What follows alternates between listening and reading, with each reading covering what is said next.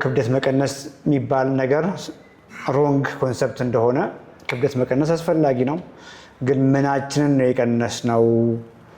እየተራብን ከሆነ ለረጅም ጊዜ ፋስት እያደረግን ከሆነ ወይንም የክብደት መቀነሻ መርፌ ብቻ እየወሰድን የምንቀጥል ከሆነ በረጅም ካርዲዮ ሴሽን ራሳችንን የምንቀጣ ከሆነ ክብደት እየቀነስን ያለነው ሄልዚ በሆነ መንገድ ሳይሆን ራሳችንን እየጎዳን ነው ማለት ነው። ምክንያቱም ቅድም የጠራኋቸው መንገዶች በቂ ፕሮቲን፣ የጡንቻ ግንባታ ኤክሰርሳይሶች ባሌሉበት መንገድ ሲሆን ጡንቻችን እየተጎዳ ነው።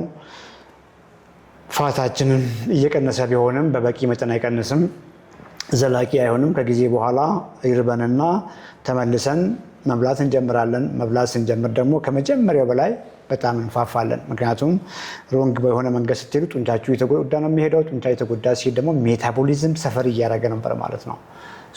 የሜታቦሊክ ሪኮምፖዚሽን ዋናውም ኮንሰፕት አሁን የነገርኳችሁ ነው።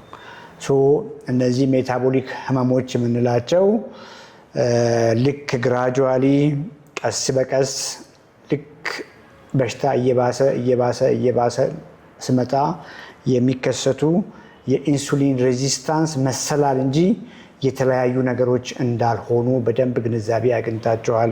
መጀመሪያ መወፈር ይመጣና ከዚያ ደግሞ ቦርጭ ይመጣል። ቦርጭን ተከትሎ ኦርጋኖች ላይ እነ ጉበት፣ እነ ጣፊያ፣ እነ ጡንቻ ውስጥ ስብ ይሞላል። ዘን እነ ኮሌስትሮል ከፍ ማለት ይጀምራሉ። እያለ ግፊት ከፍ ማለት ይጀምራል። ፕሪዲያቤተስ ይመጣል። ዘን ፉል ብሎን ዲያቤተስ ይመጣል። የልብ በሽታ ይመጣል። የስትሮክ ኢሹ ይመጣል። አይን ላይ ጉዳት ይመጣል። ኩላሊት ላይ ጉዳት ይመጣል። ሴክሹዋል ኦርጋን ላይ ፈርቲሊቲ፣ ምንም አይመጣ ነገር አለ። ጀስት እንደ አንድ መሰላል አስቧቸው። እነዚህ ከአኗኗር ጋር የሚያዙ ህመሞች ናቸው። ብዙ ጊዜ በዘር ነው የሚመጣው የሚባል እሳቤ አለ። ትክክል ነው። ዘር በዘራችን የመጋለጥ እድል ነው የምንወርሰው እንጂ መያዝ ግድ አይደለም። መያዝ ግድ አይደለም። በዘራችሁ ስኳር ስላለ ትያዛላችሁ ማለት አይደለም። ይሄ 100% የተቀመጠ በስኳር ካለበት ፋሚሊ የመጣ ሰው የግድ ይያዛል ማለት አይደለም። ያ ሰው ራይቱን ላይፍ ስታይል የሚከተል ከሆነ፣ ራይት የሆነ አመጋገብ የሚከተል ከሆነ፣ ራይት የሆነ ኤክሰርሳይዝ የሚያደርግ ከሆነ የመያዝ እድሉን ኮምፕሊትሊ ሊያዘገይ ቢቻልም ደግሞ ከፍ ስልም እድሜም እየጨመረ ሲመጣ ያንን ላይፍ ስታይል መንቴን አድርጎ ራሱን ፕሮቴክት ማድረግ ይችላል ማለት ነው። ቅድም ያልኳችሁ ህመሞች የስኳር ኢሹ፣ የኮሌስትሮል ኢሹ፣ የግፊት ኢሹ፣ ከፍ ስልም ደግሞ ከነዚህ ጋር ተያይዘው የሚመጡ ህመሞች ጀስት የአንድ ሮንግ አኗኗር የፑር ላይፍ ስታይል መንገዶች ደረጃ በደረጃ የሚከሰቱ ነገሮች እንጂ የተነጣጠሉ መንገዶች አለመሆናቸውን ሜታቦሊክ ሪኮምፖዚሽን ላይ በደንብ አውርተናል። መፍትሄውም ጀስት ለስኳር የስኳር መድኃኒት ብቻ እየወሰዱ መቀጠል፣ በዛው መንገድ መቀጠል አይደለም። ለግፊት የግፊት፣ ለኮሌስትሮል የኮሌስትሮል፣ ከፍ ስል የልብ ችግር ሲመጣ የልብ መድኃኒት፣ ለስትሮክ ሲመጣ ለስትሮክ የሚያግዙ መድኃኒቶች፣ ኩላሊት ችግር ሲኖር የኩላሊት የሚያግዙ ችግሮችን እየወሰዱ በዛው ላይፍ ስታይል መቀጠል አይደለም። መድኃኒቶች ኢምፖርታንት በሚሆኑበት ጊዜ መድኃኒቶችን መጀመር፣ ወዲያው ግን አመጋገብን መቀየር፣ ወዲያው እንቅስቃሴን መቀየር፣ ወዲያው የመስል ግንባታን መጨመር። ይሄ ለሁላችሁም ይሰራል። ይሄን ስታደርጉ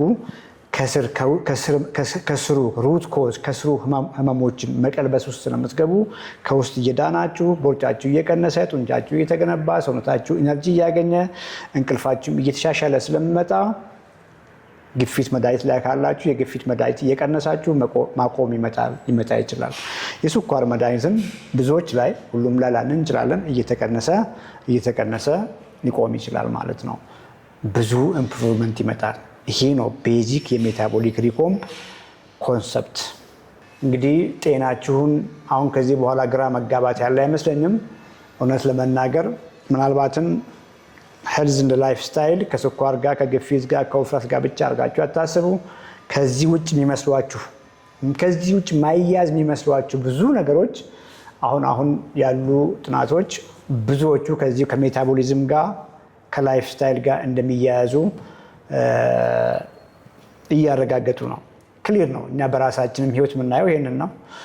ጤናችሁ፣ ላይፍ ስታይላችሁን ስታስተካክሉ፣ አኗኗራችሁን ስታስተካክሉ ውፍረት ብቻ ሳይሆን ብዙ ነገራችሁ ደህና ይሆናል።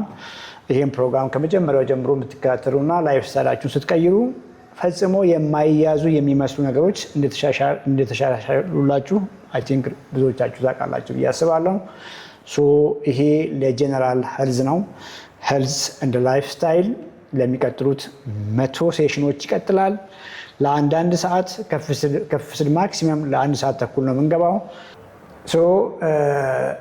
በ4 ቀን ውስጥ ለውጥ አይቻለሁ ብለሽ የጻፍሽው ልጅ ታጠቅ ተክሌ ኦርደር ምናምን ያልከውን ነገር አስፈላጊ አይደለም። ትልቁ ነገር በቂ ፕሮቲን አግኝ፣ ዴይሊ በቂ ፕሮቲን አግኝ። ካርቦሃይድሬቶችን እንደ ጤና ሁኔታ እቋቋማለሁ ወይ አልቋቋምም ብለህ መጠኑን ሊሚት አድርግ ወይ ዲሳይድ አድርግ። በተለይ ከስኳር ጋር የምትኖር ከሆነ በደንብ ሊሚት አድርግ።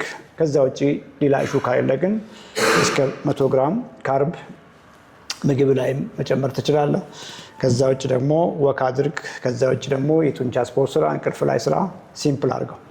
እንግዲህ ኦርደር የምግብ ኦርደር ብዙ ጊዜ ፕሮቲን ቀድሞ ተበልቶ ካርቦሃይድሬት አትክልት ተከትሎ እንደዛ ግራ አትጋቡ። ኮምባይን አድርጋችሁ መመገብ ትችላላችሁ። ቬጂቴብልስ ከፕሮቲን ጋር እሹ አይሆንም። እሱ ብዙ ጊዜ ፉድ ኦርደሪንግ እሳቤ የመጣው ሰዎች ብዙ ጊዜ ካርቦሃይድሬት ይበላሉ።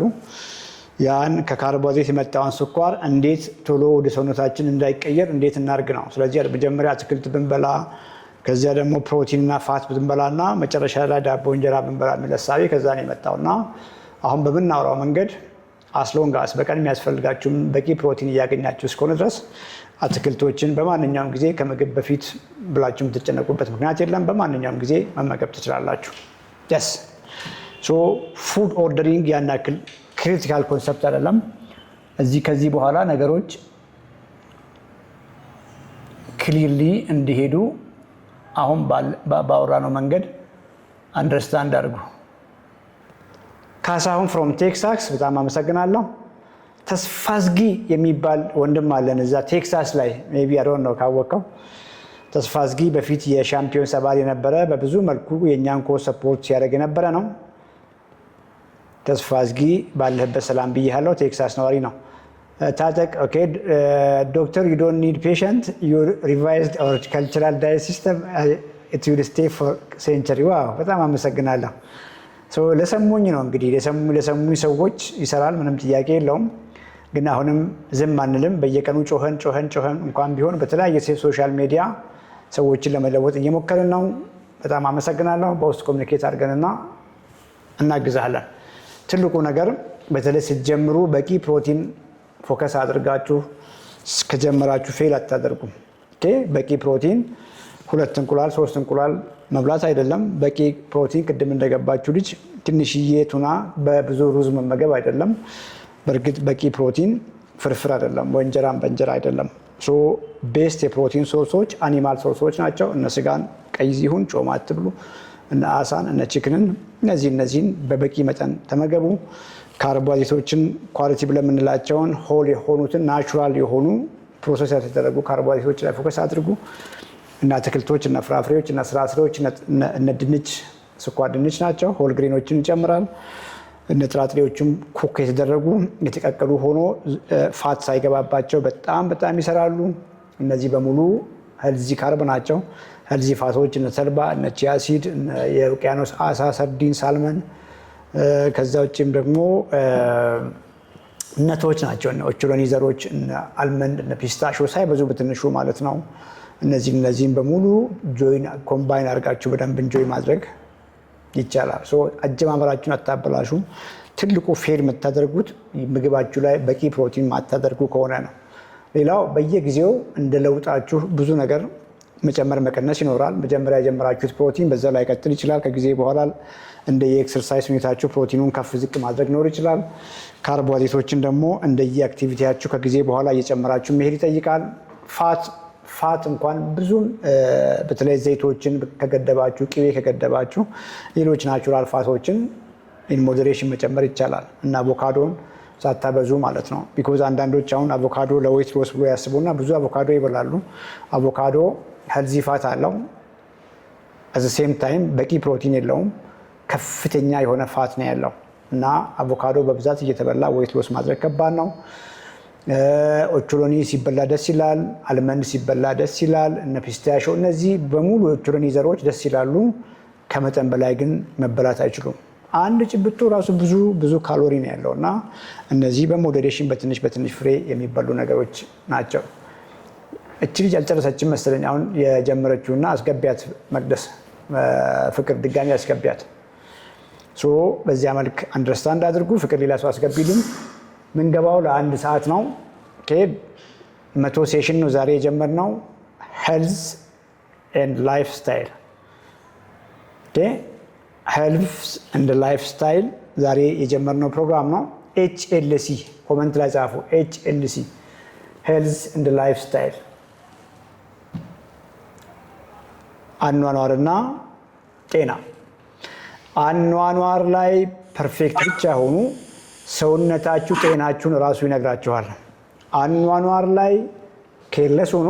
እንቅልፋችሁ ላይ ቀልዱ፣ ምግባችሁ ላይ ቀልዱ፣ ቁጭ ብላችሁ አሉ። ሌላ የሆነ ሰውነት በብዙ በሽታ የተከበበ ሰውነት መስራት ይቻላል። ለዚህ ነው በጣም ምርጫ ነው ብዬማ ጤና ምርጫ ነው እውነት ለመናገር እና ቅድም እንዳልኳችሁ የውፍረት ብቻ አይደለም። ላይፍ ስታይላችሁን ስታስተካክሉ ሁሉ ነገር ብዬ ማውራው በምክንያት ነው። ብዙ ነገራችሁ ይስተካከላል። ጤና ምርጫ ነው። ምናልባትም ሰዎች ግንዛቤ ስላልነበራቸው ምርጫውን ስለማያውቁ ሰፈር አድርገው ሊሆን ይችላል።